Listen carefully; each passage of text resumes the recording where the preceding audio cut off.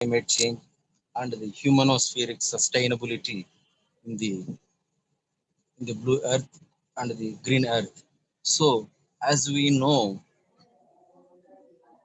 to have the sustainability of the human society, we need to take the steps by individually or by groups or by the NGO organizations or by the government or by the world panel. So coming to the university level, university is spread across the world. So we have a possibility to ourselves create the green greenery and also the which can affect the climate activity and weather also. So as a initiative, the Krishna University, we have planned for the rooftop solar harvesting so that we can get the solar power which is converted into the thermal energy is converted into the electrical power, so we can use it for the less cost, and also it is highly user friendly and eco friendly system. And also we are planning to have the 5 acres of botanical garden and butterfly park for the different endangered plants and also the medicinal plants, so which can also produce abundant oxygen, so that may be better for the students for having the eco-friendly environment in the Krishna University. We are for the water storage. We are planning to have the summer storage tank within the spread of 7 acres. So we are putting the tank there and we are pumping the water into the tank. So that water will be useful for our daily needs and also for the hydrological cycle. It can also evaporate some of the water. So the hydrological cycle balance can be obtained because we are nearby the bank of the ocean. So that may be the better for our institute. So and we are planting en masse through NSS program and also through other programs.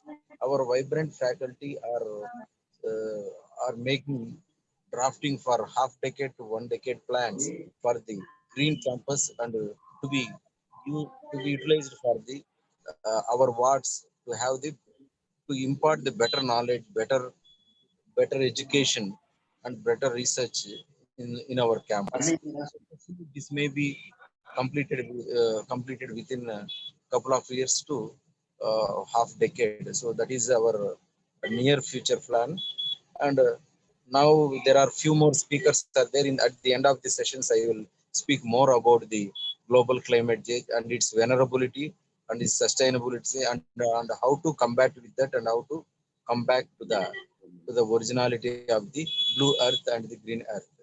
Thank you, and I hope that today.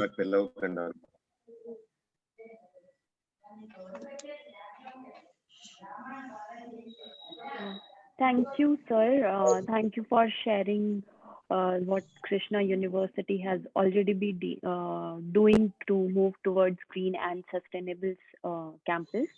So to start with, we'll start with our first session today, which will be taken by Dr. Srinivas Subbarao. He's a Dean Faculty of Management Studies from Sri Sri University, and Dr. Kamla Kant, Assistant Professor of Public Policy and Sustainability Management from Sri Sri University. They both would be sharing their experiences. And with this, I welcome Dr. Srinivas Subbarao to start the session. Thank you, Sheetalji. Thank you for giving this opportunity to Climate Reality Project India Office and Krishna University for giving this opportunity.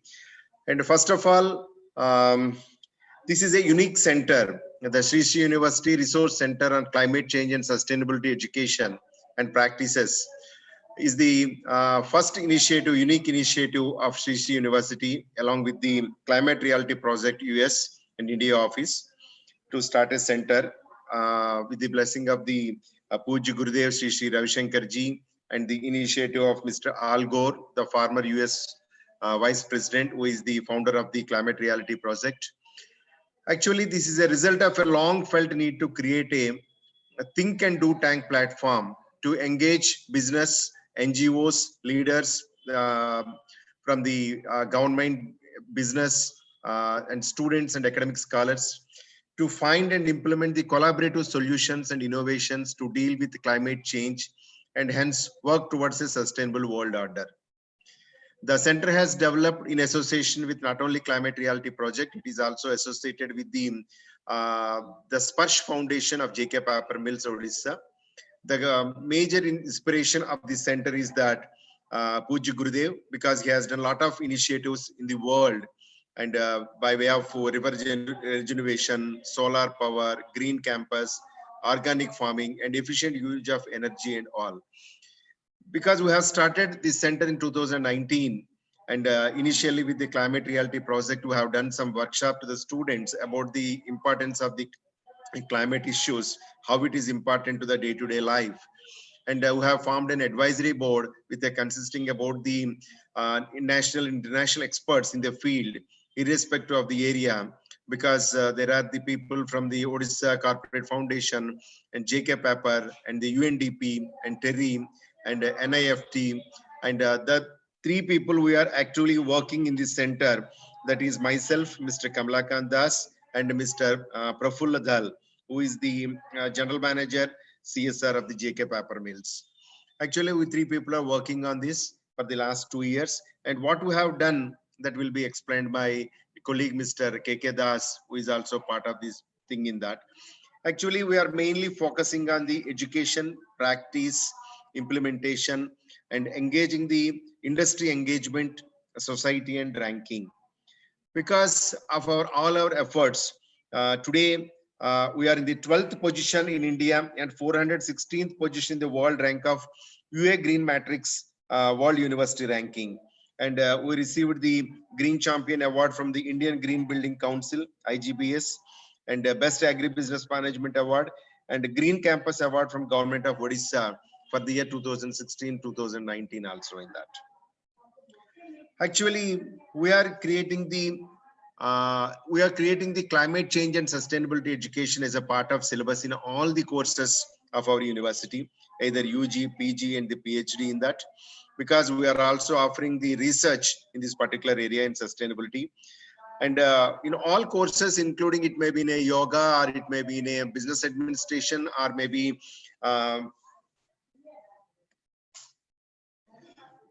business education or maybe architecture, every course, this climate change and sustainability is a compulsory paper.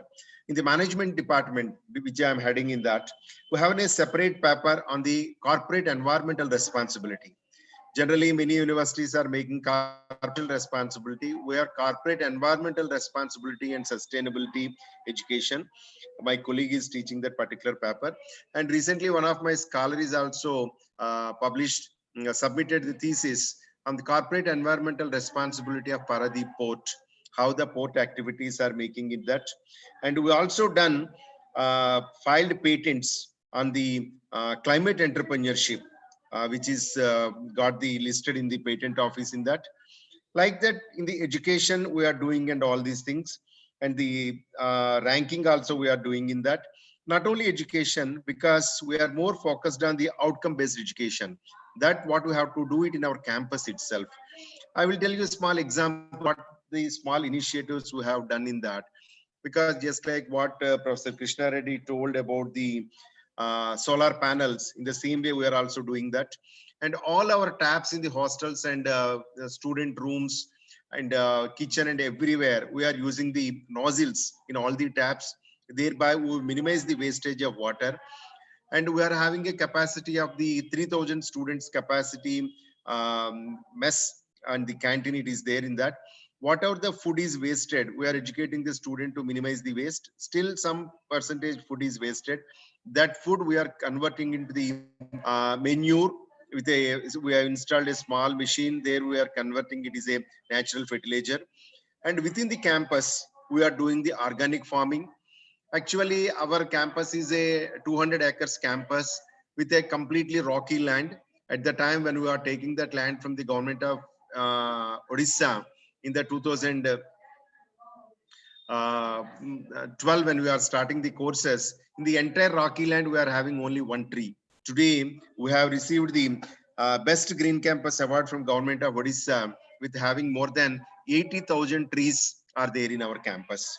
Actually, I'm giving a small example about that. Each planting, it will cost in our university 800 to 1,000 rupees. Because of a rocky land, we will make 1 meter by 1 meter depth, 1 meter depth. We are making with a procline, we make a big hole and we will put the sand, manure and everything. And after 4 or 5 days, then only we have to planting in that. It is not that much. It is like an open land. We have to make it anything in that. Because of the rocky land, we are taking all these type of precautions in that. And today in this land itself, we are growing our own organic vegetables, which is sufficient for uh, requirement of the 2,000 students. We have 3,000 students. Still, we are for 1,000 students. We are purchasing vegetables from outside. But the remaining 2,000 students, what they required vegetables, we are cultivating in our campus in that. Because we are more practical oriented, focus oriented, and that we have also started a bamboo resource center. And we also make a climate entrepreneurship. We are encouraging the student to work on those areas. Because our incubation center, I'm heading the SSU Innovation Private Limited as a CEO. We are more focusing on agri food processing and the social entrepreneurship areas in that. We are doing a lot of research in that, and we are also part of the, not only we are doing, we are a part of that village adoption program and a river regeneration program. We are encouraging our students to do their summer internship on the corporate environmental responsibility, corporate social responsibility, and the many of the water projects which we are working. We are associating with many organizations like UNDP and the many organizations. We are in association with that. And in the 2019, we have initiated the Odisha Sustainability Award. The people who are working in that area, we are recognizing their talent, and we are giving that award with a citation in that. Thereby, we are recognizing the people who are working in that particular area. And this year, by end of December, we have to we are going for the QS SDG ranking also. For that, we are working on that. One of the great beauty of this getting the ranking is that this US Green Matrix ranking, I never expected in that we got the 12th position in the country, because the entire work is done by the students of corporate environmental responsibility. The third semester MBA students of 10 students have done the entire this ranking thing. Actually, it is a challenge in getting a ranking in the universities. A lot of professors and all staff will be involved in that. But here, only that one faculty and the 10 students, just we are providing only the data. They have filled, they have done it. They have only from university side we have submitted in that, because that is the way their students have involved in this particular project. Like that, this is my small success story I am saying about that. Because today we are having an 80,000 trees in the campus. It is a separate, is a very great environment in that campus. In that, it is a little on the hill, and we are practically doing not only teaching, we are practicing. We are the outcome based education. What is the real meaning in that? We are converting the food waste and organic farming. All these we are planning, we are doing, and we are planning to increase into that. Our target is by 2021 ending, we have become the self-sufficient in the organic farming to all our student requirements in that. For all the 3,000 students requirement in that, we are working on that particular in that. And the more details about that, how many projects we have done, how we have done, who are the people from the 2019 to the 2020, this almost nearly the 2 years period, how many activities we have done, how we integrate the concept of sustainability and climate change in the minds of the students, and how we are encouraging. Now we also adopted 5 schools in the area near to the Cuttack to make the green campuses. Due to pandemic, it may be delayed in that. Actually, that is our plan. Every year, 5 schools we want to make it the green campuses, and the green initiative we are planning to make it in that. Thank you for giving this opportunity. I am requesting my friend and my colleague, Mr. Kamlakant Das, to continue the presentation about what we have done and how we have done it in that. Kamla, Thank you, you please. Professor. Thank you, Professor Srinivas Subbarao, my Dean and the Director at the Center for Climate Reality, the center created by Climate Reality Project and the JK paper, History University Resource Center for Climate Change and Sustainability Education and Practices. So this is the center. Um, what I can highlight here is, Sheetalji, how much time do I have for presentation? We can So have next 10 minutes 10 for minutes, your 10 minutes, presentation. okay. Yes, between 5 to Okay. 10 Okay. minutes. Yeah. Okay. So next you can I see the next slide, please? Sheetalji, yeah. So this is the center in collaboration, as Professor Subbarao was telling about it. So let me thank Professor Subbarao in this platform, because of his initiatives, because of his interest to understand the new areas of business education, and because of his support and encouragement, this center has been a reality or a possibility. So the Climate Reality Project USS India office had connections with Professor Prafulla Dhal, who is a CSR head in JK paper, also normally more active on all environmental platforms on climate change and sustainability. He's also a trained leader from Nobel laureate Al Gore.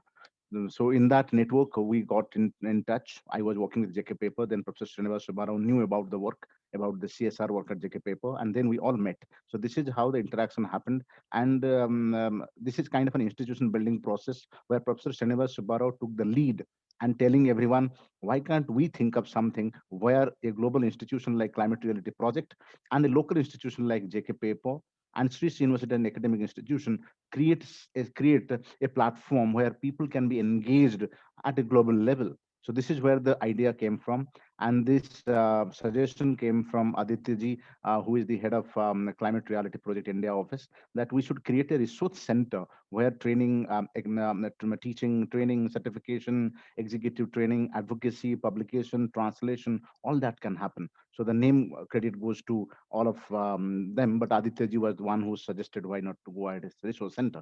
Next one. So anyway, vision, mission, and objectives. In a way, Professor Srinivas Subbarao has highlighted that the vision is all about training everyone in our vicinity, in our circle of influence, to reach out to villages, schools, and colleges. As Professor Subbarao has highlighted already, that Green Campus is one of our flagship programs of Climate Reality Project, and we want to take it forward in Odisha. And I'll share some things, some developments on that as well. The journey so far, the timeline, people behind the movement, major achievements, ongoing work and future plan. I'll come back very quickly to all key points.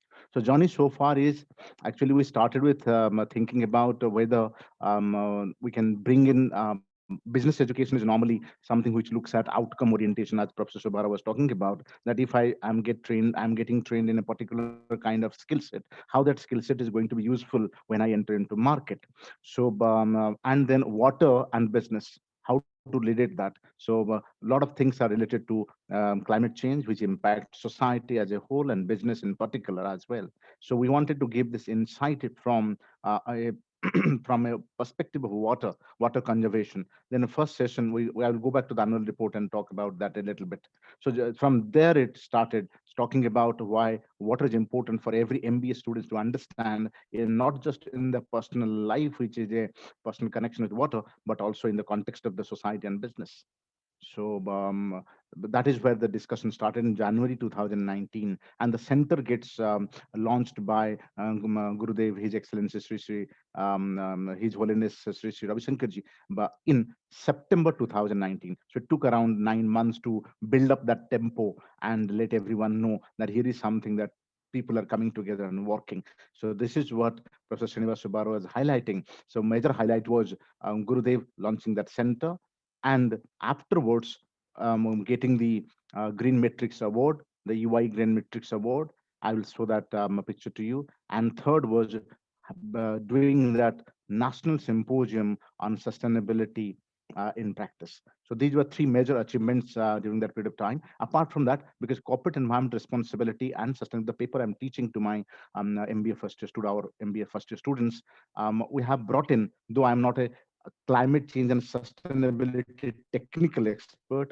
My background is public policy. So from public policy perspective, I have brought in understanding the sustainability management and where actually those challenges are happening, climate change policy, all that is happening. So I bring a lot of, with Professor Subarao's approval and recommendations, we bring a lot of people from industry to interact with the faculty, our students and faculty members, to get a sense of what is happening in the sector of climate change and sustainability. That is what is a new, unique way of imparting education. So pedagogy wise, so the teacher actually takes a back seat. Teacher takes a back seat and says that, okay, I am also a learner with you. I'm learning the subject with you. And here we have experts and together we learn. So it is an atmosphere where student and teacher and the external industry experts are actually symbiotically connected to that paper. So I'll show that paper in a while. So this is what we have done. And our ongoing work is on translation. We've started doing translation now from the climate reality project. Is a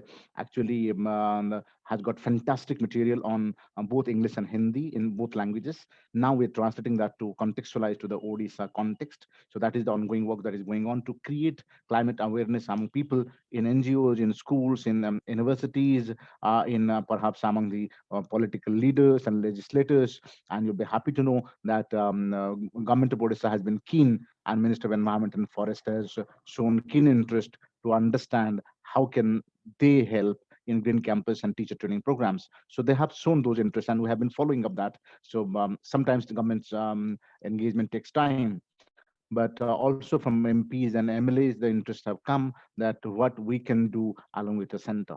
Please go down. Please scroll down, ma'am. So this is the biggest achievement, because when Gurudev recognized that, okay, here are people who are here, Professor Srinivas Subbarao, Professor Prafulla Dhal, and myself, and Aditya ji. So when these four people have come together, and Rajita Madam, who is our president at Sri Sri University, she is a passionate leader who thinks that sustainability is the way ahead, and our Vice Chancellor, Professor A.K. Singh, who is at the left, extreme left of the picture. So they all were in sync with the idea that why such a center, which is a nodal center, resource center, training center, and center for knowledge and thought leadership is required on climate change and sustainability. So it was essentially very, very important to get support from the university. And anyway, Gurudev was on top of the all subjects, thinking that spirituality and sustainability go together; they cannot be separated. So that is where, and when Gurudev came to inaugurate the center, that was the biggest time for all of us. Worldwide, we have created it. COVID has taken some of that interest which was happening globally to do physical activities, reaching out to people, doing plantation. But Professor Prafulla Dhal, who is a part and parcel of the team, he has been doing incredibly positive work in Raigada and elsewhere in Puri as well. I'll talk about a little bit that as well. So this was the best achievement of the center. So when we're talking about an institutional perspective, from institution building perspective, the ideation, the visioning, the missioning, then people coming together, like-minded people being together, advisory board, all that is being created. And the top of your institution with the founder and Sri Sri Ravi Shankarji, not just a founder of Sri Sri University, founder, patron of Sri Sri University, or lifetime president. He is a globally well-known, recognized humanitarian spiritual master. So that brings additional responsibility and satisfaction also, that he owns up the center and says that, okay, this is something we should actually continues to do. Next.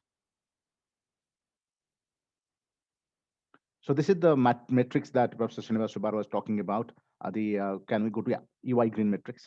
So then this is the Twitter handle of university, which is a verified handle. And for your information, this is one of those top 10 Twitter handles of universities in the country, which are very, very active. So congratulations, Sri Sri University students, SSUVians. We rank 12th in India and 416th in the world UI Green Metric World University Ranking. The score reflects the efforts made to implement policies and programs in and around our campus that are environmentally friendly and sustainable. Green Campus, Life at SSU. So if you look at this Twitter, this certificate, And a lot of credit goes to Professor Srinivas Subbarao's leadership and Professor Dhal's complementing leadership and Aditya Sir's and Climate Reality Project's institutional mentoring and leadership and thought leadership support. And I normally work as a where you can say foot soldier. So all decisions and things big, I'm definitely part of the team in the institution building process. But when they thought, okay, here is a, and this was the great thing. Before that, before Gurudev came in September 2019 to unveil the plaque of the center. Before that, we had Professor Srinivas Subbara with consultation with industry leaders had actually conceptualized a basic paper. He kept it at the basic level because if you go to the advanced level, people will not be able to understand that. He kept a basic paper on corporate environment responsibility and sustainability. So Professor Dhal, Professor Srinivas Subbarao, they were all engaged in that. So that paper actually created that atmosphere that the knowledge system of sustainability which exists at the global level, some people doubt it, saying that okay, 2030, maybe we won't be able to achieve all of that, and 2015, the Millennium Development Goals, we couldn't achieve everything. So people are skeptical about ideas and being implemented. Ideas being implemented at a ground level. So that global connection sometimes is missing, global and local. Here, what Professor Srinivas Subbarao, by encouraging the faculty who was before me, so he encouraged that faculty and said that, okay, why can't you look at something which we are doing on our campus? And then the integration happened. The campus operation team, the campus the vice chancellor's office, the registrar's office, then the technology office, the horticulture and gardening office. So everyone came together. And then you will be happy to know that we have a ISO certified vegetarian kitchen. So very, very unique.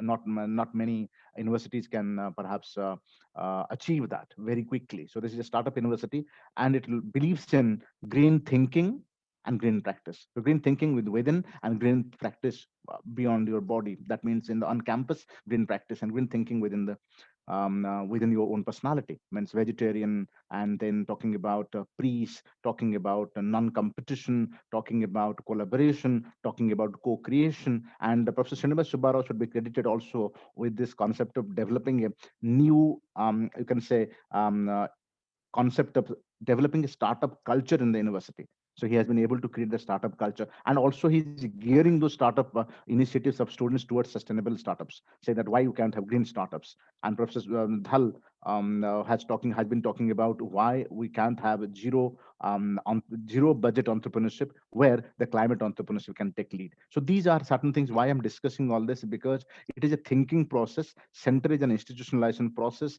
and thinking and institutionalization process needs to go to exams and education and implement and also extension and advocacy level. So we have been reaching out to government, and government has taken note of our work, saying that in a very short span of time they have been able to do something and bring together everything. The center cannot actually function on its own without bringing the universities entire activity, and tell that okay, we are now going towards the green campus way.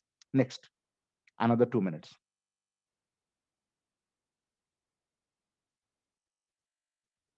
This was the national symposium we had done on the sustainability in practice, which was a huge attention.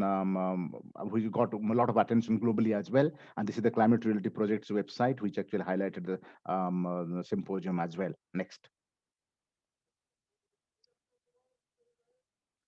Right. So what are the 5 key points of the national symposium that came? First, Odisha Sustainability Promotion Award was conferred by us, the center, to Sitakant Das from the United States. He's a famous scientist who works on sustainability as well. The symposium called for integration of science and humanities for climate resilience, which is very, very important. But many people think that sustainability and climate change is an environmental science subject, and absolutely there is no role for others. But here, under the leadership of Professor Srinivas Subbarao, who actually believes in interdisciplinarity, he brought this knowledge, saying that, okay, this is science. People are talking this is science. Some are saying that this is literature. Some are saying this is management. But we want to bring this together. So that is what he did. Integration of science and humanities for climate resilience. Experts call for involving students, faculty, and staff to start green campus campaign. That is what has already started. It has been halted because of COVID, but it is going to kick off again once the COVID actually restrictions are over. So experts, one expert stood, Geeta Vaidyanathan, who is an architecture by training. And so she said that I'm sorry for you. So that was actually, that took everyone into surprise. Why, madam, why are you sorry? Now, sorry because what we have been doing, our generations in the past have been doing, you are suffering for that. So we should take a pledge that we do not do anything for the next generation, so that we don't say sorry to them. So she truly said sorry, expressed as a students and gen next for environmental degradation that we are doing now. And and sustainability stressed as a way of life, and center and the center is has been tasked to prepare training modules for the youth leaders. So we are preparing the training modules both in Odia and the local languages, tribal languages as well. So the process is on, and once the COVID gets over, we'll be happy to take it forward. Next, if there is anything else. Next. This was celebrated World Environment Day online. We did it online. Next, is there anything else? Okay, thank you. So this is it, and we can share the climate reality centers, the climate change and sustainability centers annual report. You can, if you can just show it the annual report, it can go to everyone, and everyone can get a copy of that. So that is my final presentation. And over, I am not taking any more time. Thank you for your time. Uh, Thank you, Siddhal. Thank you, Over to you. Dr. K.K. Das and Dr. Srinivas Subbarao. Thank you so much, and congratulations to Climate Center at Sri Sri University for doing so much, and just not working on making campus sustainable, but taking this responsibility to inculcate these value in your students, your staff, and also to reach nearby communities as well. With this, I would like to invite Dr. Fauzia Tarannum. Dr. Fauzia Tarannum, she is the program coordinator in the Coca-Cola Department of Regional Water Studies at Terry School of Advanced Studies. She's an interdisciplinary water professional with 20 plus years of experience in project management, teaching, and training. She was also awarded the Fulbright fellowship by the US State Department. Yes, and with this, I would like to hand it over to you, ma'am. Thank you very much, Sheetal, and I'm humbled by all the introduction that you gave about me. You missed out one very big introduction that I have other than this, that I'm also a climate reality, a proud climate reality leader. So that really, sort of aligns me to all the lovely things that you people are doing. And I tried to take out time, even when we had sort of classes yesterday, but I could attend the presentations yesterday that Aditya and Ram Bhujji had given. Of course, your presentation on green, and now I'm really overwhelmed by what Sri Sri University is doing in collaboration with Climate Reality. It gives us a lot of hope. It gives us a lot of hope that yes, we have fallen into a problem, but we are sort of trying to come together and put in a lot of effort to come out of that problem. And a lot of credit for that, goes to the youth, I would say. We have last year, if I looked into the HRD, Ministry of HRD statistics, we have almost about 37.4 million students who are going to colleges or universities or in the higher education segment who are there. Now, as pointed out by my previous speaker, the teacher apologized. So actually speaking, this new generation, which we are talking about, they are the ones who are actually bearing the brunt of all the problems that we have created till now. So it's important to engage them. They have the passion to do it. I see a lot of drive and a lot of, I would say, conscientiousness in the new generation to really give back. And they can really become catalysts of change. Now, Terry School of Advanced Studies, of course, was set up unlike many other universities. We are a very, very exclusive university who just focus on disseminating knowledge on sustainable development. We don't really run any other run-of-the-mill programs, a very small campus. So by the conventional definition of universities, maybe we don't even qualify that under the university. Like we just operate from a 2-acre land in the heart of Delhi. But as I said, our campus may be small, but the work that we are doing is definitely large, and a huge contribution that we have been making for more than 2 decades in the field of sustainable development. So let me just move a little ahead. So since the topic is about sustainable campus, so I thought even before I really come to the case study of Terry School of Advanced Studies, and I would like to really briefly run you through what is sustainable campus. So rightly pointed out by my previous speaker also, that sustainable campus is not just restricted to infrastructure, or it's not just restricted to having a sustainable infrastructure, like for instance, water recycling or wastewater management, or having solar panels, or having waste recycling, or green spaces, or even traveling habits, like encouraging students to take bicycle, or food, or minimizing food waste, as again, was told about. So those things are very, very important. But also, sustainable campus is about way of life. When I say way of life, it needs to be embedded into everything. It's like a value system that needs to be embedded in every little thing that we do. So whether it's our teaching and research, so that's in our curriculum, in our pedagogy as to how we teach. Yesterday, Rambuji actually talked about experiential learning. So how you make people feel an experience rather than just giving them a lot of theory and not really building that connect with the natural environment or the physical environment where these things are occurring. So they are able to empathize with the problem better when they have an experiential learning. Then research projects. So how do you see that you sort of involve sustainability or goals into your research project, student engagement program, administration and governance, again, your leadership, your mission, vision, ethics, hiring, your governance. Terry School of Advanced Studies, for instance, we do a gender audit also of the university. So every little thing that you do in terms of your administration and governance, and in your hiring, and in your student selection, which probably should again be looking at the sustainable development goals and keeping that in mind. And of course, the people and society. And I think the connect that we have, so the diversity, inclusion, equality, what's the outreach? So our duty doesn't get restricted to what we are doing with our own students, but how is it that we are reaching out or trying to force multiply the skills that we have so that we can involve a wider audience into it. So that's another aspect which probably comes under I would say, under a sustainability campus. So general well-being, health, culture, a good how we can involve, India probably has got a huge cultural connect with nature also, or a religious connect with nature also, be it our sacred forests or be it our water bodies. How is it that we can leverage those cultural connect also to preserve our ecosystem?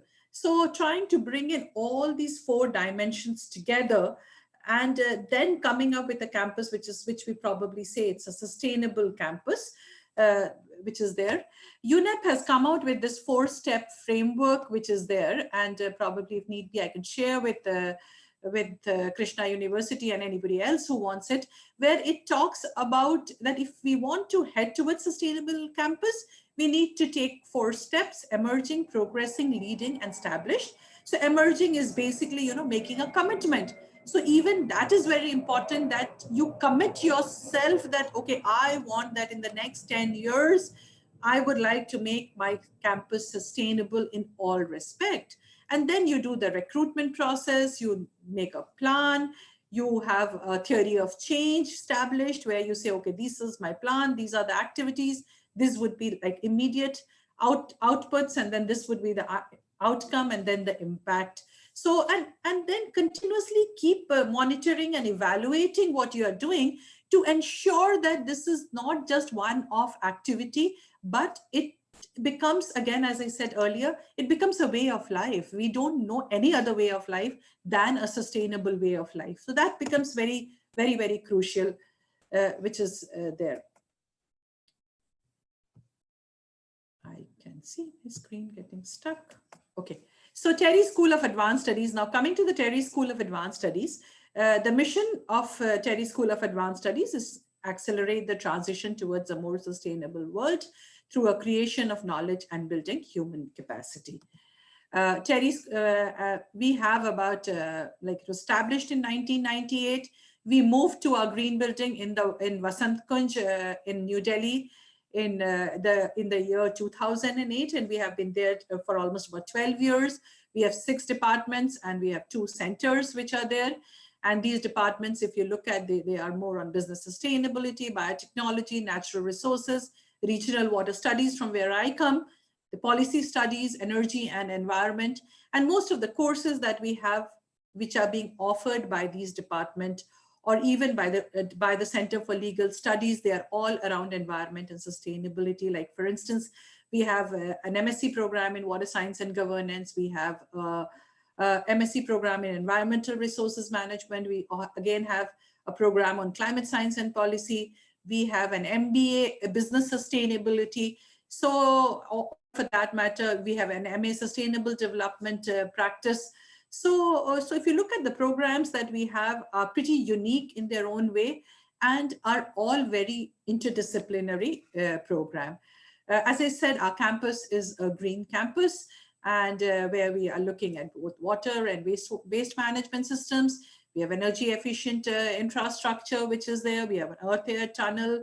We have thermal mass storage. A quick look. So today, you know, what I'll take you through. So I'll just quickly say that from this, what I initially showed you, I will not be covering up administration and governance, but the other 3 aspects I'll quickly run you through as to how we are doing in each of these. Of course, in the environment, when I say it's the first thing, of course, is the infrastructure that we have.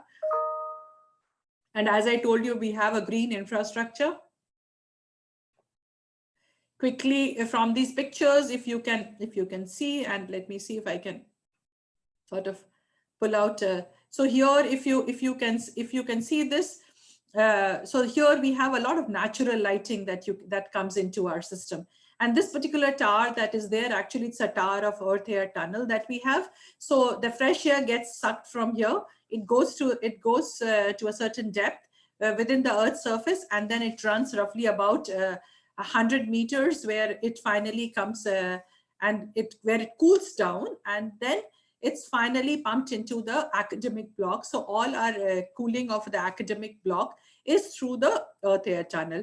And then this here, if you see the tiles also that we have in our university campus, we do have a little small channels which are there, which takes all the rainwater to our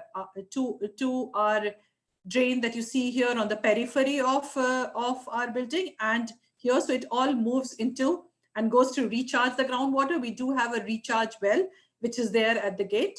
So the water that is there, the entire from the rooftop goes and recharges the groundwater. We do have a wall insulation to provide us. So these are hollow bricks with wall insulation to keep the building cool so that we can optimize on the energy use that is there. And these are some more pictures around that. And then we have a solar and wind energy.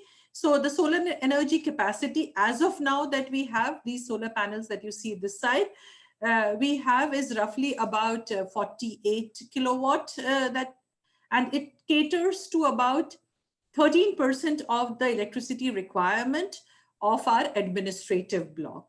And then we have the solar thermal also, which is there on top of the hostel block. And this is roughly about 3 kilowatt, but that's only used for heating the water, which is used in the hostel block. Just because we run a program, an MTech program in renewable energy, we do also have a windmill, which is again about 3.5 kilowatt, and all our peripheral lighting that is there and the basement lighting of the building is through the wind energy. Of course, we have the green building certification, GRIHA, which was developed by Terry, and we qualify for the GRIHA rating as well. Now, the next thing that I wanted to touch upon was the teaching and research. Okay, I didn't mention about that, but we do have a composting pit and a wastewater recycling and a sewage treatment plant. So those things are also there on campus. Then the learning which is there, as I said, is interdisciplinary. So this is something that I'm showing for the water program, but all our programs are more or less like this, where we look at the technological aspect, we look at the social and behavioral aspect, we also look at the institutional and governance aspect. Social inclusion and gender and equity are sort of integral to most of our programs. Then we also have, so rather than teaching economics, we teach environmental economics, or we teach water economics, that is there. So likewise, we teach environmental governance and we teach water governance, that is there.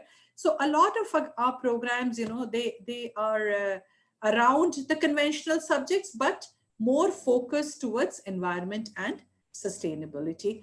I just thought I would show a quick mapping of our programs also.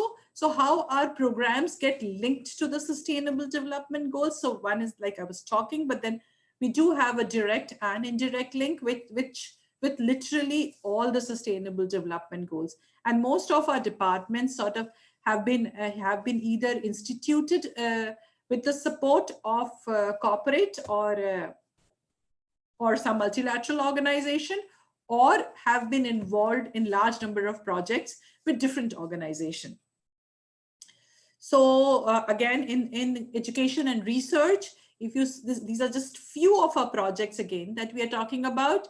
But what I wanted to really highlight through this was how these projects get interlinked to the Sustainable Development Goals. It's very important that so here we have tried to link it to sort of directly here, but like we did water sanitation project, which probably, also gets linked to a good health goal, which also gets linked to gender goals. So indirectly, the linkages are there. So gender, water, again, a cross-cutting issue, which is there. Health and water is a cross-cutting issue. Education and water, again, they cut across each other. So yes, it is sort of, they all get very, very interlinked. And then there are multiple other projects that we do, which gets linked to a large number of sustainable development goals which are there. In fact, recently, because Professor Krishna earlier was talking about blue and green earth. So recently we are working on a project for Gurgaon Metropolitan Development Authority, where we are looking at, they had a DPR literally ready to come up with more stormwater drains to address the problem of urban flooding in Gurgaon. And recently, we know that Gurgaon faced a major flooding episode. It was not just Gurgaon. We had various cities in India, which has Hyderabad, Bangalore, Mumbai, Jaipur. Like there's so many cities which have faced it. But we reached out to them, and in collaboration with another NGO, I Am Gurgaon, we are now working on we are carrying out a research to propose blue-green infrastructure, which can act as a sort of a reservoir, which can act as a repository for the water, or which can absorb the water, rather than trying to create more stormwater drains, or rather than concretizing the city a little more.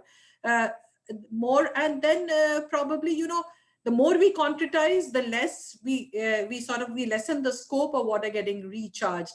So here we thought that, and this is for 1 or 2 episodes of rain. It's not that the Gurgaon is continuously receiving that kind of a rain. But one thing is for sure, that given the climate change, such episodes are going to be more frequent. In fact, while we are sitting and talking, we know that Tamil Nadu coast is getting hit by a severe 145 km/h cyclone Nivar, which is hitting. So these episodes are definitely going to become more frequent. So we need to prepare ourselves.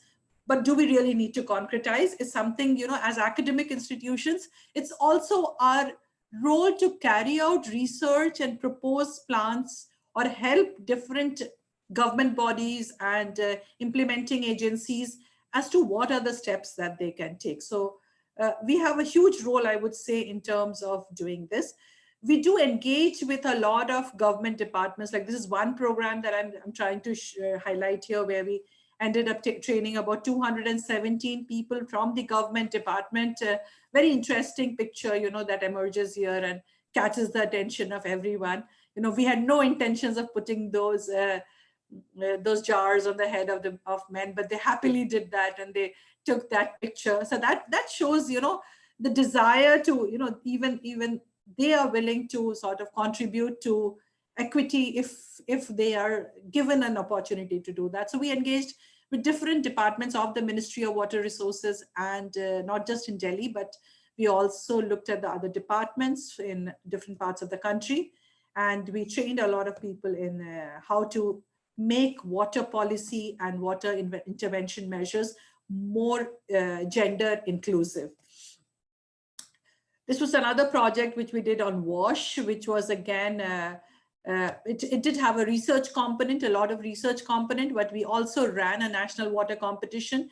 And if you look at this map, these are the states which participated in that national water competition. And we had 75 teams. We later on shortlisted to about 10 teams. And then those 10 teams were further groomed to become Swachh ambassadors in the Ministry of Urban Development. So you can see some of these people here who are the awardees in this program.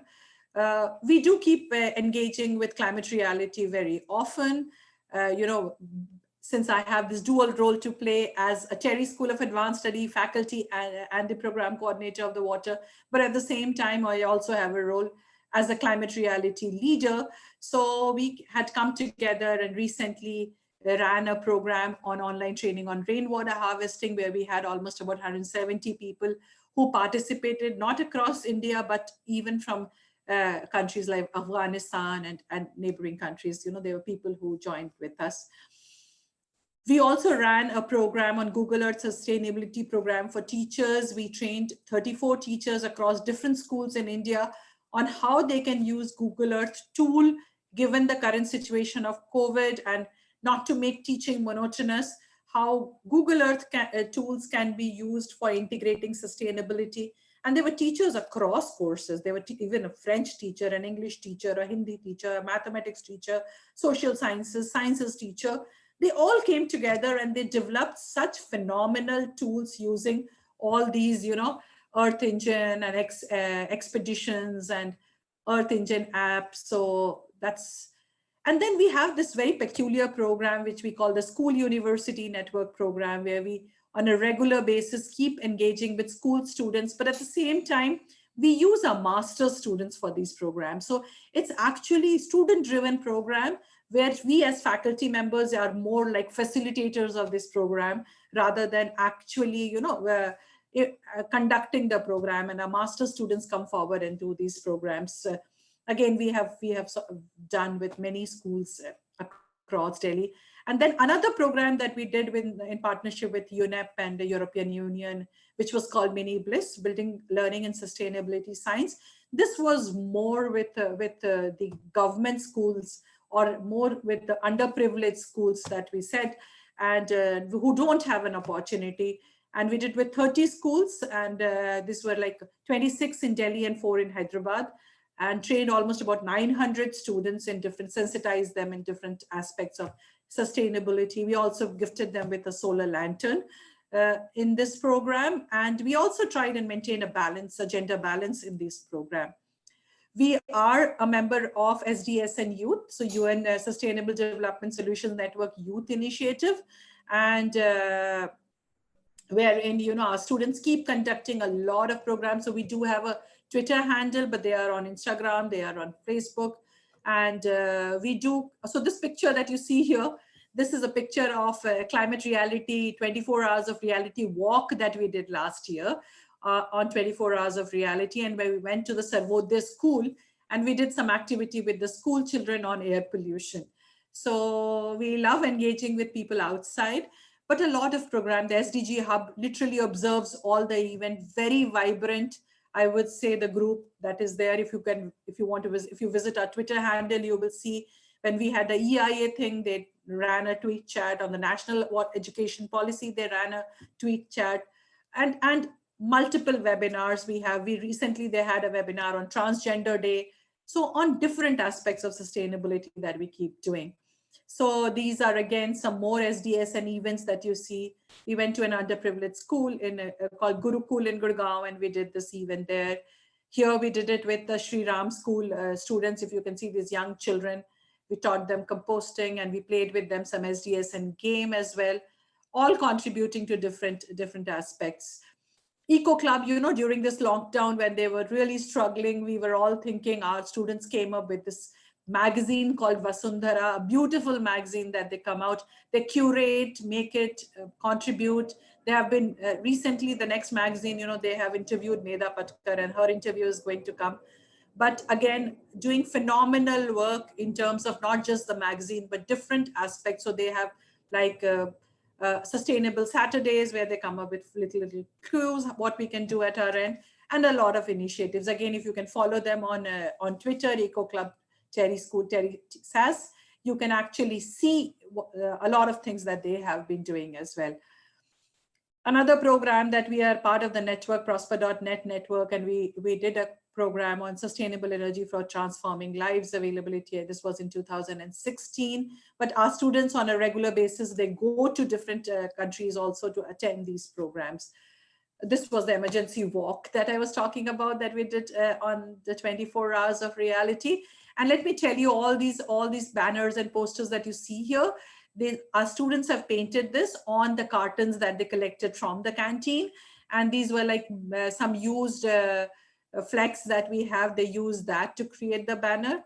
So, which was a great experience. Partnerships, again, very important that we partner with a lot of people, because, alone, of course, we can do little, but then if we partner, we can really move mountains here. So we do believe in partnership, and we do partner with a lot of institutions.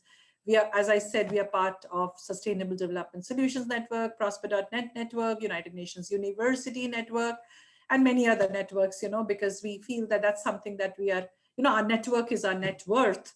And if we are not part of very lucrative networks, we can keep doing things, but we can't really scale it up and have a quicker impact.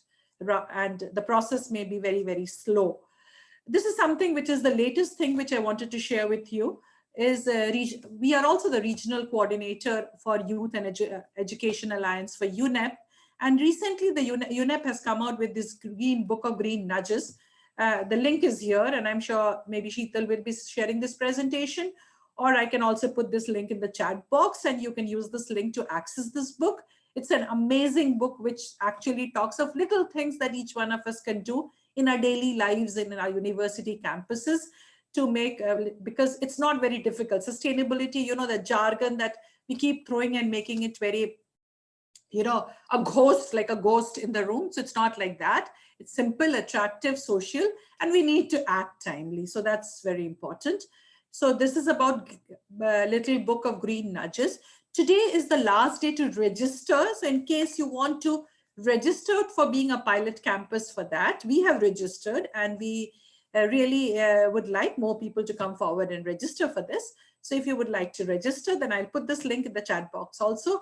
It will hardly take you 20 seconds to register. So we welcome all of you to come and join hands. This is just one activity. Again, all of us have to come together and synergize if we really want to make a change. With that, I will end my presentation. Thank you very much. And for this time, I think I've taken my full 20 minutes. So if there are questions, I'm happy to take. My phone number and email ID is on the screen. You can note it down. And if you would like to reach out to me to interact with your students or your teachers separately also, or you want to get it onto my mailing list where I can keep sharing you a lot of activities that we keep doing, I would be happy to do that. Just send me a mail and I'll include you in the mailing list as well. Thank you. So thank you. Hello. Yeah. Hello. Yeah, thank you, Yes. Taranu madam. Wonderful, it's a phenomenal experience to all of us at Krishna University. We are humbled for a wonderful presentation. And the first time we are listening to the quality lectures in environment, and we haven't heard somebody calling us water professionals so far. So for the first time, we are seeing very new technologies. So, and also thank you very much for taking us through the three campus annual activities, especially the Terry School of Advanced Studies. And the course were pretty good. Especially the university is not all about infrastructure, it's something more than beyond that. And apart from that, especially your cultural connect programs and your teaching, research, and educational activities, Terry, are excellent. And especially you're talking about people and society connect and experiential learning while in education. And all these are excellent programs. We haven't had those so far, and probably all the students overwhelmed by your presentation, and especially some of the things which we have listened to here, research and capacity building initiatives at Terry, and excellent. We all would like to have a presentation at the later stage at a lengthy note, probably at a later stage. So I'll take your address also, madam. And also some of the things which we are hearing for the first time, especially tweeting clubs, sustainable Saturdays, and walks, and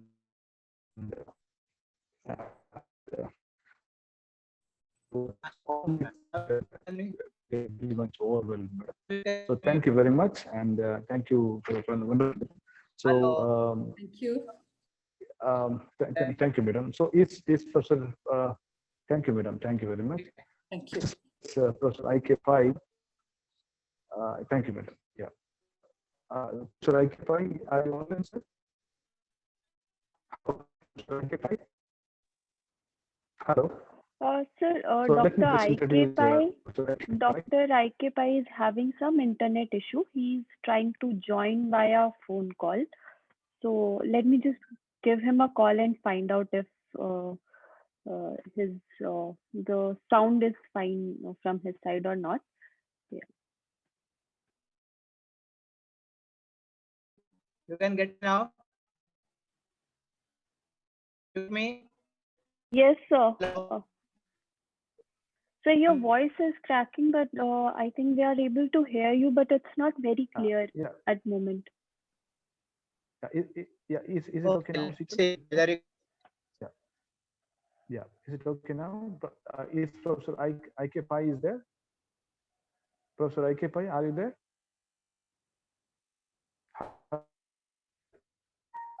Hello.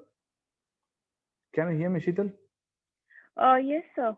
Hello. I can hear Can you hear me? you. I Okay. can hear you, sir. Yeah. Is Professor Pai? Is Professor Pai ready? yes, Sir, sir. yes, sir. Yeah, he's He's there. here. Yeah. He's here, but Okay, his he's there. internet So is let not stable. So I will share his presentation from my side, and let's see if he'll be able to connect well. yeah. That's much better. Yeah. So shall I introduce? Yeah. Shall I go ahead, Sheetal? Yes, sir. Sure. Hello. Yeah. Okay. So Professor IK Pai is a former is a professor and former HOD Department of Zoology, the Goa University, and he's also served as a director of UGC HRDC Center at Goa University. And for the last few years, he has developed the center and the most preferred by all the participants across the states in India. And he is a very key member in Indian Antarctic expedition in 2001. And I'm proud to say that I know Professor Pai since 2001 onwards. So I'm also an alumnus of Goa University, Department of Microbiology.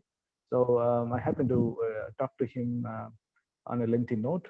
Thank you, Professor Pai, sir. So please go ahead and present your lecture. Yeah. Thank you very much for Professor Pai, sir. conducting a wonderful webinar. Hope I am audible. Okay, sir. Yeah, you're Yes, Am I audible. audible? Go ahead. Yeah. Okay. Yeah, you are audible. Sir. First and foremost, let me place on records my sincere thanks to Climate Reality Project, particularly Aditya Pundir and Sheetal Antil for having me on this webinar. My special thanks to Krishna University for considering me as a resource person for this webinar. With these few words, let me directly go to the presentation. Sheetal madam, can you help me? Sheetal madam. Sir, yes, sir. Yes, I have go ahead. already shared your presentation. Yeah, Your Sheetal. presentation is on screen. No. Yeah, you But you here just go it's to not next slide, visible. Sheetal.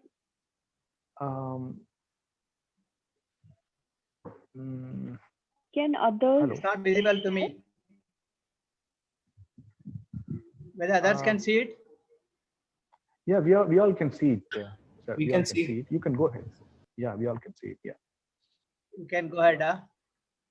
Yeah, you can go ahead, sir. We are all listening. Yeah. Okay, that I'll do that now. Yeah, yeah. My topic, what I've taken, is a very interesting one. That is how the institution can do and what the institution can do about going for the green campuses. I'm just opening my PowerPoint here so that I can.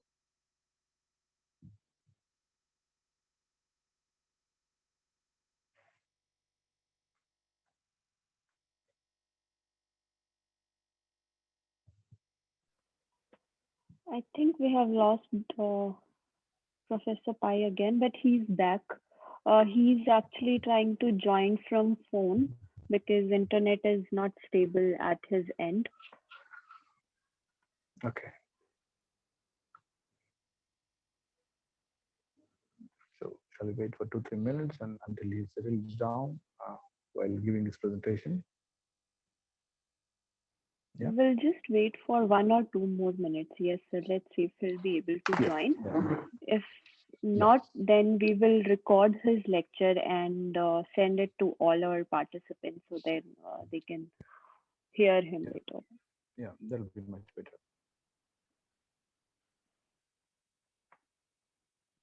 And in the meantime, I will really request all the participants that if they have any questions for our speakers, they please put your questions in the chat box and we'll be happy to take it. We have Dr. Fauzia, Professor Kamlakant and Srinivas Subbarao right here. And yeah, please share if anything you want to share, any questions you have for our speakers. Yeah, actually, there are no questions posted in the chat box, so I did not ask any questions from the audience. So at least now. Professor Pai, you are on mute. If you can just unmute yourself. Yeah. Can you hear me? Yes, sir. Yeah, Yes, yeah, we can hear you, sir. Are you getting You're me? visible also. Go ahead. Yes, yes. May I have the next slide, You're please? visible also. May I have the next slide, please? Yes, sir. As all of you are aware, we are having about 993 universities. I mean recognized universities only. I'm not counting the unrecognized and non-existing universities. We are having about 3,99,311 colleges. And out of that, 54 are central universities, 411 are state universities, 3 are central agriculture universities, 4 are private agriculture universities, 64 are state agriculture universities, 47 veterinary colleges, and 361 private universities. This is our strength as far as the higher academic institutions are concerned in India. Next slide, please.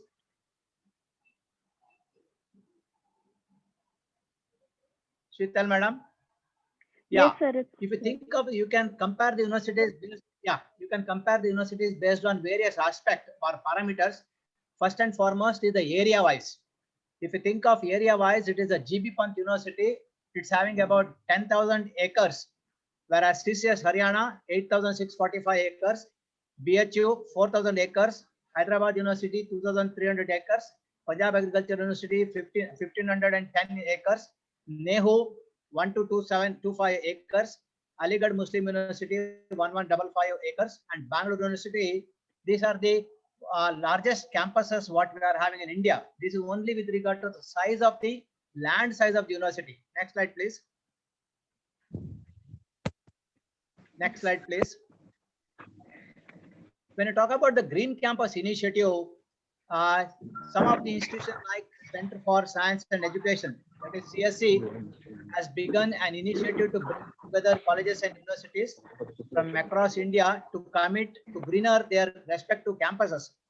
Among the institutions which have joined the initiative of CSE is the Gundu, that's Guru Nanak Dev University, Amritsar, and Gargi College, Delhi. Next slide, please. Climate Reality India, to which I am affiliated, through awareness, action, and award method. These are the method for what followed by the CRI.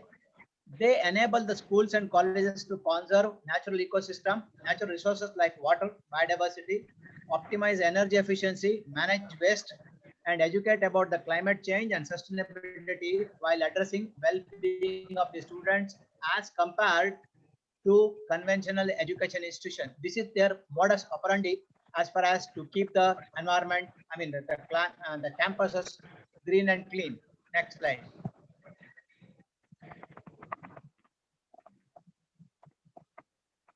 See, whenever you talk about the greening the campus, we need money for all these things. Let us see how much budget we have for the campus, university campus in our country. All India education budget for Government of India budget is for education is about 99,300 crore. All central universities get about 7,315 crores. This is a 2018 figure. JNU is the maximum beneficiary of the budget. They get 556 crores. Indian Institute of Science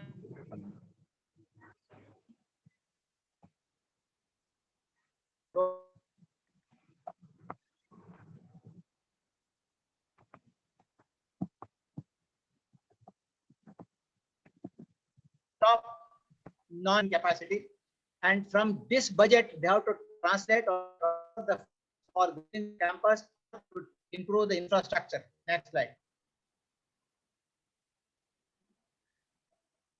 Next slide, please. So what are the strength of our country? Number one, it is a geospatial position. We are in the northern hemisphere, not too close to the equator, not close to the poles. A wonderful solar light is there for about more than 300 days. Average solar light is available for us. And most of the higher education institutions, that is HEIs, are located all over the country. So if these institutions can perform well, it indicates that our country can perform well as the green campuses concerned. As I told you, having about 300 days of average, a good solar light is there. Plus, HE are working for about 180 days a year. Availability of technology is there for the higher education institutions in India. And what is required is, even if you allocate 1 crore out of whatever the budget you are having, HEIs can have a great beginning as far as the having the green campus and developing the non-conventional energy as well as protecting the biodiversity. All these things can be done. These are the strength of our universities or say higher education institutions. Next slide, please. Next slide, please.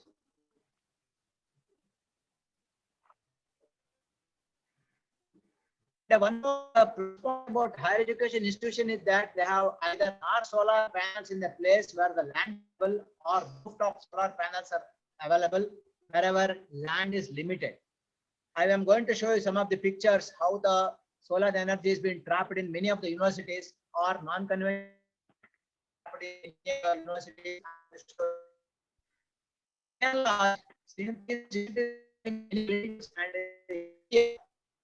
Either have rooftop this one, or they can have the wherever the land is there.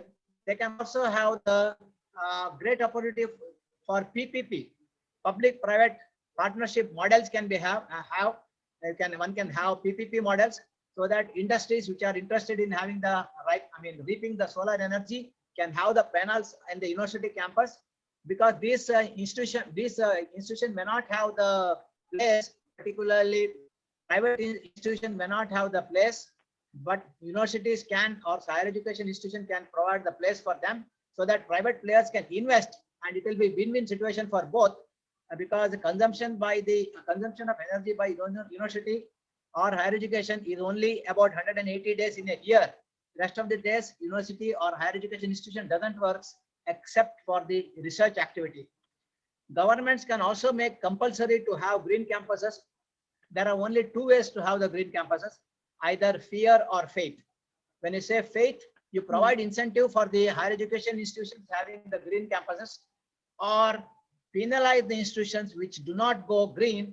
This is the only two ways by which campuses can be turned into a green campus. Next slide. One can grow more trees and add aesthetic beauty of the campus also. So one of my predecessor was telling that their university area is rocky hard, they have to make a hole and plant the tree and all sorts of things. Please do not do that. By doing so, you cannot grow the tree like that, because I'm coming from Goa University. We are also sitting on a plateau which doesn't have good green trees are there. But my suggestion is that one should go for the native local plants, whatever the things are there in the plateau, or the organism which can grow, or the plants which can grow on the plateau. This kind of plants you should go. Don't go for the plant or trees which are growing well in other place. It may not be a successful model. Next slide. Next slide, please. What are the weaknesses of the higher education institutions? As most of the higher education institutions are under state government, which are facing the acute research crunch is there. As a result, this is the limitation. For example, in some of the states, I believe state government don't even release the funds required to be paid the salaries of the staff member. Forget about developing the campus or having additional funds for this kind of activity. This is one of the major impediment as far as the higher education institutions concerned. Whenever they are under state government, they face acute shortage, because almost all governments, education is the least priority. As a result, fund diversion for the education is too less. This is one of the major impediment or weakness. And secondly, lack of interest in top bosses. Universities making or breaking depend on what kind of vice chancellor you are having. If a vice chancellor is not interested in climate change or environment or something of that sort, maybe he is not aware of it, maybe he is not interested, maybe so many things may be there. But if he doesn't act, no matter what kind of fundings you get, no matter what kind of activities or the interest the staff member shows, it will not work. This is the weakness. And when you talk about the top process, when the shift takes place, when the vice changes from VC to another VC, earlier VC might have been interested in green campus, but if the new VC is not interested in green campus, if he is not from science subjects, then it finds difficult for him to understand the greening, climate reality, climate change, and all sorts of things. Whatever things I'm telling, it is not applicable for all vice chancellors. There are some very good vice chancellors, even without science background, they perform pretty well. But by and large, the vice chancellors or the top bosses who are not from science background, they find, for example, if at all you say we need 1 crore for having the rooftop solar panel, he thinks that 1 crore you need it. It is too much. He thinks of money only. He doesn't think of anything else. So these are the drawback or weakness of university. Whereas in private university, once a VC permanent, he will be permanent VC. It can go on and on. This problem is not there for private universities, where in which most of the time VCs are appointed, or say they are same persons will continue. So this problem will not be there for privately managed universities. And some of the top bosses are having the habit, or say they believe that let me complete my tenure policy. मेरा tenure खत्म होने दो, बाद में क्या होता है होने दो. So they are just whiling away the time, and I feel this is a criminal case that these fellows should not be made as a vice chancellor. If you feel that let my tenure complete, then let whatever things are. This is not the way.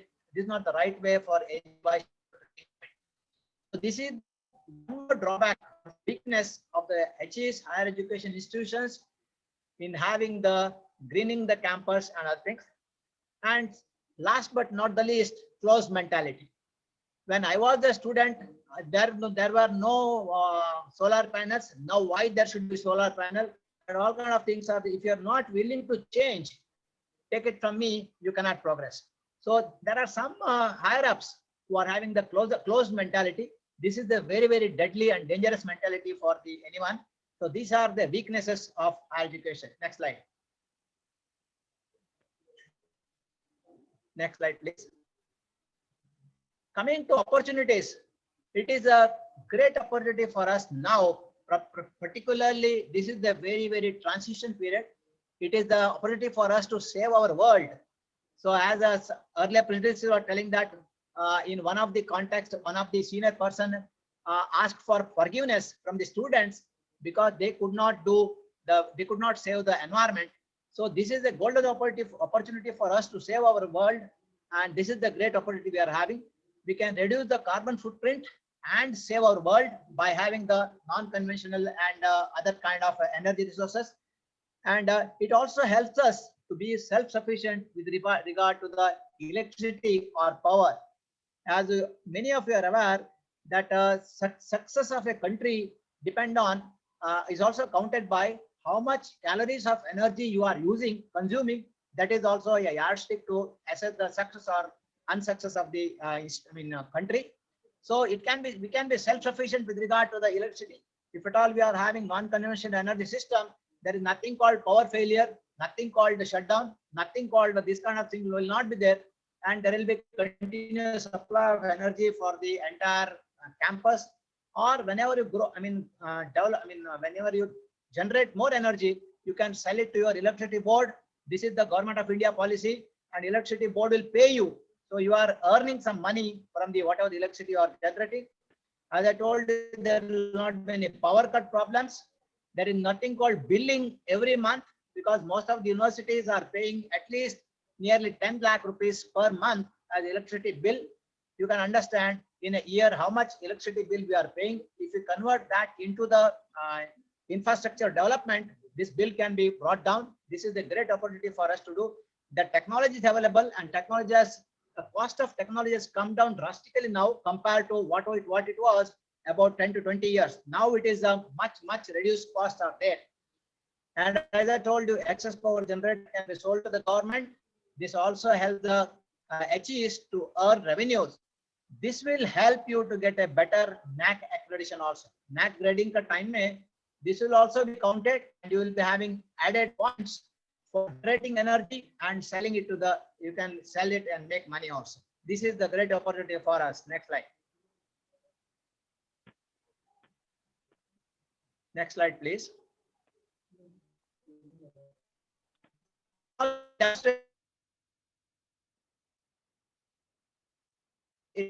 General public said that people institutions are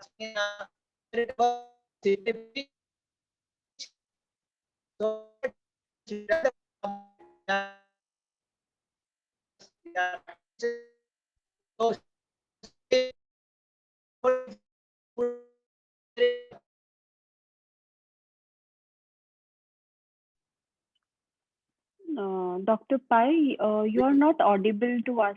Your voice is breaking.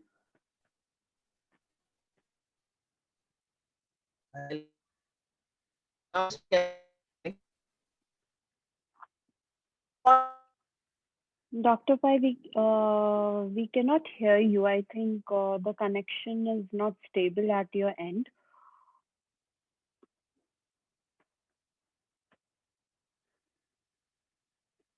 I think Dr. Pai, his connection is not stable and we have lost him. So maybe what we'll do, we will record his session, because anyways his voice was breaking in between. We will record the session and we will share with all the participants over email. We will put it on our YouTube channel also.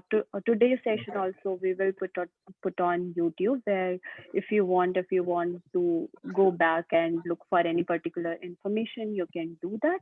So we'll be doing that. And since this was the last session, after this I will be putting the feedback form in the chat box. So kindly fill that before you all leave.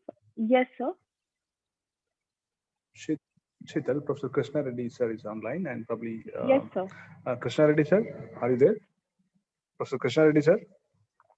Hello? Yes. Yes, ma'am. Hello? Yeah, please go on, sir. So let me just introduce Professor Krishna Reddy. He's currently the registrar of Krishna University, and he has done his BS, bachelor's, master's, and PhD from Sri Venkateswara University, Tirupati, and he has done nearly 12 to 15 years of postdoctoral experience in climate science, climate and atmospheric science in Japan. Yeah. So there is a break in the voice, sir. Hello. I'm audible. Yeah. Please go ahead, sir. Please go ahead. Am I audible? Yeah, you are audible, but there is a slight disturbance in the voice.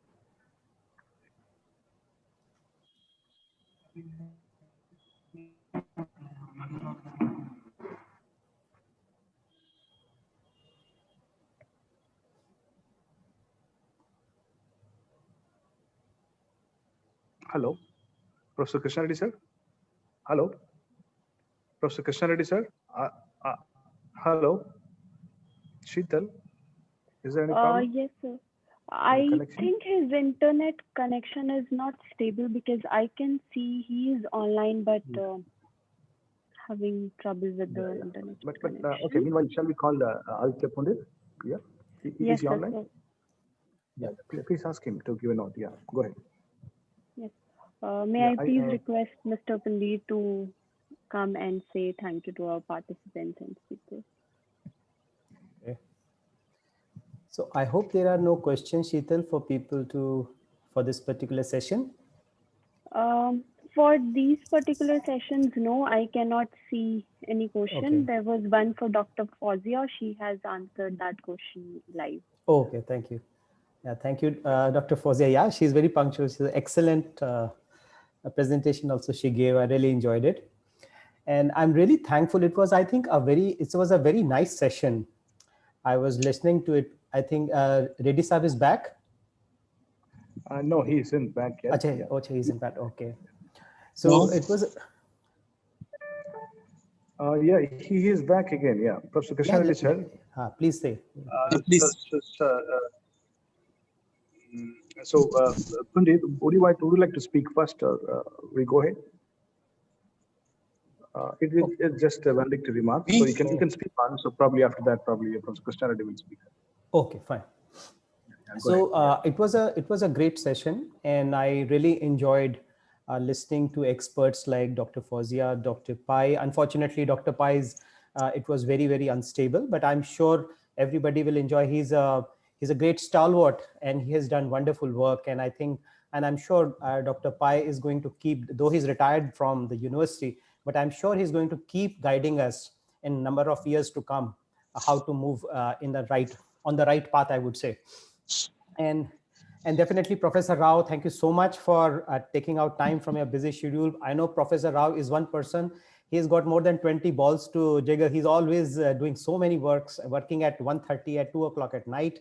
So I'm really amazed by the energy of Professor Rao and that is the reason probably how we are able to drive the center as well as the work he's doing. So thank you, Professor Rao, also for joining. So I think it was a great session, and we are very thankful to the university for hosting it, because today the need of the hour is that, as the Prime Minister's vision is, that everybody should start thinking on themselves how they can bring a change. So it is very important that all the universities, which are I would say, the fountainheads of knowledge, who are the people who are imbibing the young children, and whether it is a college graduate who are bursting with energy, and as Fauziya said, that this younger generation is very, very restless generation. So therefore, they are basically living from Instagram and Twitter and Facebooks. Their attention is small, and they also feel slightly harmed that no action was taken, and now they are with a very bleak future ahead. So I think, as professors, and I think teachers in Indian community, even my father was a professor. So I have a very close link with the teaching community, is that I feel the teachers have a very important role in the Indian society.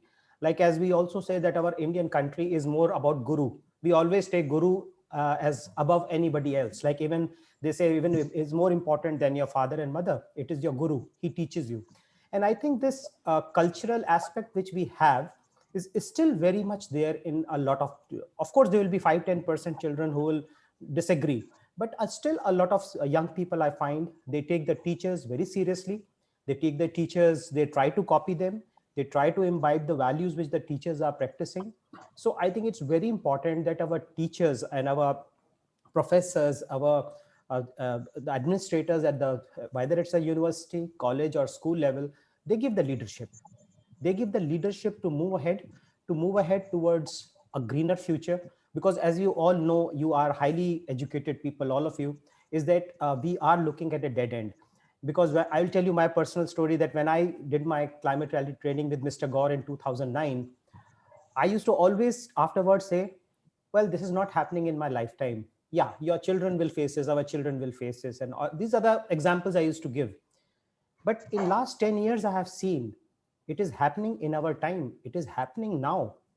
So we are expecting a lot of problems to come in the next 10 or 15 years. By 2030, 40, things will be bad. So it's very important that now we change the course, and we change the course for the better. And I think, I am sure the educators will take up the leadership, and we'll be probably able to go to a better part. So thank you once again for all the people who joined.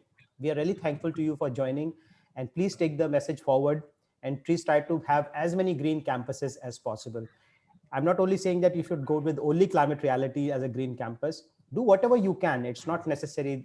These things don't matter, because it's a chain, and I think everybody is important. Thank you so much. Thank you, Dr. Punde, for the wonderful message. And I now request Professor K. Krishna Reddy Garu to speak few words, because he himself is an atmospheric sciences expert. So he has spent a lot of his valuable time, at least nearly 12 to 15 years of postdoctoral research only in climate and atmospheric research in Japan. And he has done expeditions to Antarctica as well. And his passion towards research, especially in climate and atmospheric sciences, has really put him in this place. And I'm pretty sure that he's a stalwart in atmospheric sciences. Professor Krishna Reddy, please go ahead and speak few words. Dr. Brahmachari, the organizing team member, and without him, this 2 days international webinar cannot be realized. Initially, the day one, our Vice Chancellor, Professor K.B. Chandrasekhar Garu, given the introductory and the path for our institutional activity for greenery and also the climate change. Next, followed by Dr. Ram, CEO of Nubius Foundation, Delhi, and followed by Mr. Aditya, who has given the scintillation talks yesterday. Unfortunately, I couldn't attend, but I believe those were the beginning for the institutions for the development of greenery and also join in the climate reality project. Today we had the really wonderful talks given by Professor Srinivas Subbarao Garu, Pawaza, and also Dr. Pai. They have given really wonderful inputs, and those inputs will be highly useful for the institutions to build up and join with this climate sustainability project. And what I saw way back in 90s and 80s, there were EPA studies, packets and hashes and nook and corner of the India and also abroad. But now, after the Kyoto Protocol, the entire world were going ahead with the human sustainability through climate variability, because the developed countries always blame the developing countries. They are more vulnerable for the climate variability. So Asia is being one of the largest continent on the world. So due to the largest and also proximity to the both oceans, Atlantic and Pacific Ocean, the wastage, human wastage, and also the industrial wastage, and the electronic gadget wastage, all these things are dumped into these three big oceans. And that made them a lot of pollution to the flora, fauna, and also aqua. So this caused the imbalance of the oceanic activity also. So now there were a lot of protocols were created and also a lot of research studies. There are a lot of NGO organizations. There are so many foundations are coming up. They are really taking part for the development of the human society for the next generation. Now, though we are facing acute problem due to the COVID-19.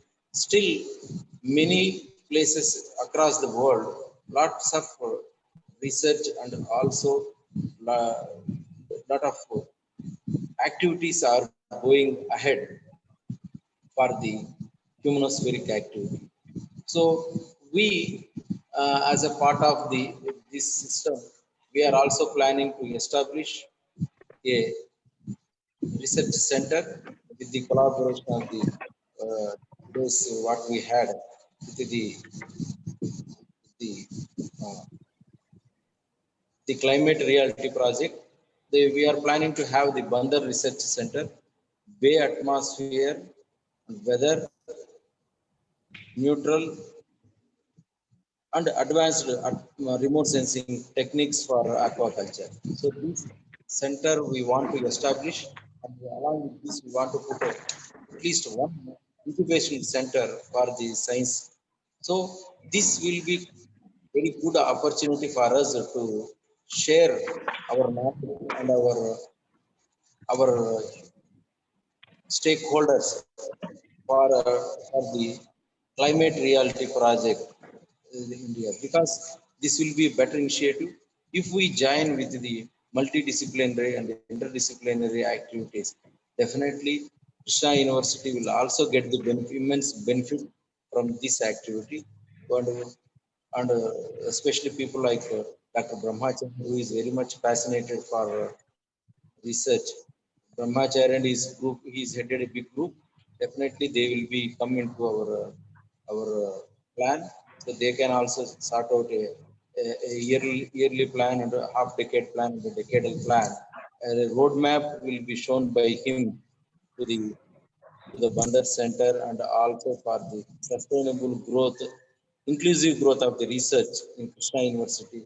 And also this will go into the east coast of India, so that east coast of India is vast. So his expertise, and his team will definitely work along with the other teams to bring the Krishna University name and fame. And also this project will be, I believe personally, will be successful. Thank you, Dr. Brahma. Thank you, sir. Thank you, sir, for your message. Thank you. And Sheetal, would you give a closing note? Sheetal, are you in? Sheetal? Hello? Hello, Sheetal? Yes, sir. Yes, sir. Thank you everyone for joining us, and thank you to our speakers, Dr. Fozia, Dr. Pai, who's dropped out now, Dr. Subra Rao, Dr. K.K. Das, for sharing their best practice. It is indeed an eye-opening work that these campuses are doing, and I'm sure that all our participants from different colleges who are present here, they have something to take back to their campuses.